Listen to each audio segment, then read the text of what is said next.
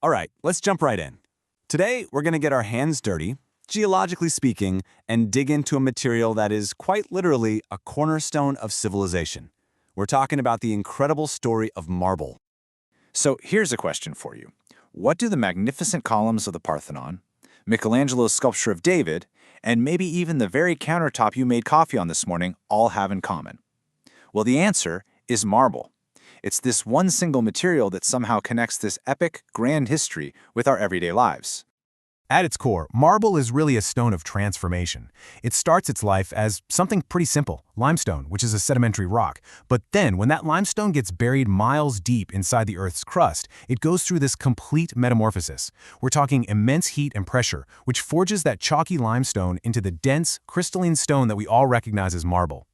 And believe me, that transformation is anything but quick. This is a geological process that plays out over millions and millions of years. So let's actually break down how this incredible journey happens, step by step. Okay, so it all begins on ancient seafloors where limestone is forming. Then, as the Earth's plates shift, it gets buried deeper and deeper, subjected to absolutely crushing pressure and baking heat. This is what triggers the real magic: recrystallization. The original calcite grains basically reorganize themselves, forming this new, dense web of interlocking crystals. And that new structure, that's what gives marble its famous strength and its unique ability to be polished to a brilliant shine. Now, you might find this kind of funny, but all those stunning colors and swirling veins you see in marble, they're actually thanks to, well, impurities. You see, pure marble is a brilliant, snowy white. But if minerals like iron oxides get mixed in during its formation, suddenly you get these fiery reds and warm yellows. A little bit of graphite is what creates those classic gray and black veins we all know. And serpentine, that brings in these beautiful shades of green. So really, these flaws are exactly what make every single piece of marble a unique work of geological art. Of course, marble doesn't just pop out of the ground ready to go. For thousands of years, we humans have been trying to figure out how to get this incredible stone out of the earth and shape it. So this next chapter is all about that journey, from the side of a mountain to the factory floor. And wow, the leap in quarrying technology has been absolutely massive. Just think, in ancient times it was this slow, painstaking work done with simple hand tools, wedges, and hammers, and these clever tricks like using fire and water to crack the stone. Fast forward to today, and it's a full-on high-tech operation. You have these powerful diamond wire saws that can just slice through a mountainside with incredible precision, pulling out these massive blocks that would have been completely unimaginable to ancient workers. So, once those giant blocks get to the factory, the first thing that happens is they get cut down into manageable slabs, usually about 2 or 3 centimeters thick. Then comes the finishing. This is where the surface is either polished up to that high gloss we know, or it's honed to give it a softer, matte texture. And for some of the more fragile types of marble, they'll sometimes apply an epoxy resin. It just seeps into any tiny micro cracks and makes the whole slab much stronger and more durable. You know, the finish you choose really changes the whole character of the stone. A polished finish is what most of us picture, right? It's glossy, super reflective, and it makes the colors just pop. Honed marble, on the other hand, has a smooth, matte finish. It's not as slippery, so it's perfect for floors.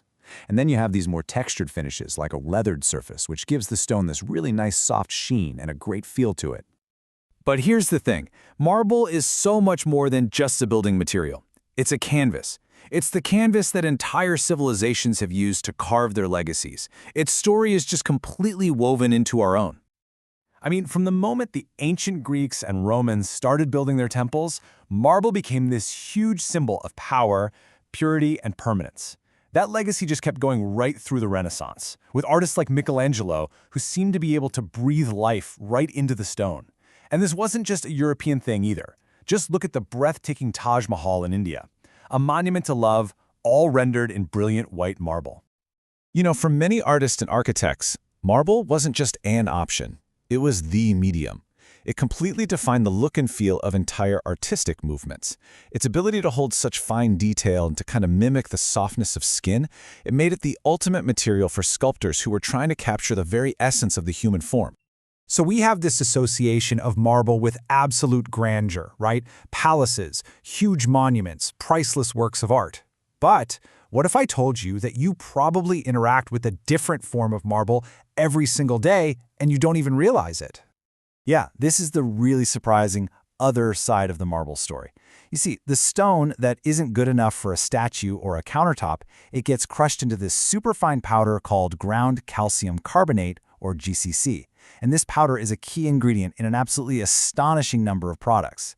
It's used to make paper brighter, plastic stronger, and paint more opaque.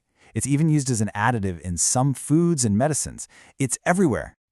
Okay, so with a history that long and with so many uses, what does the future actually hold for this ancient stone? Well, the modern industry is dealing with some pretty big questions about sustainability, and it's also pushing the boundaries of what's possible with innovation.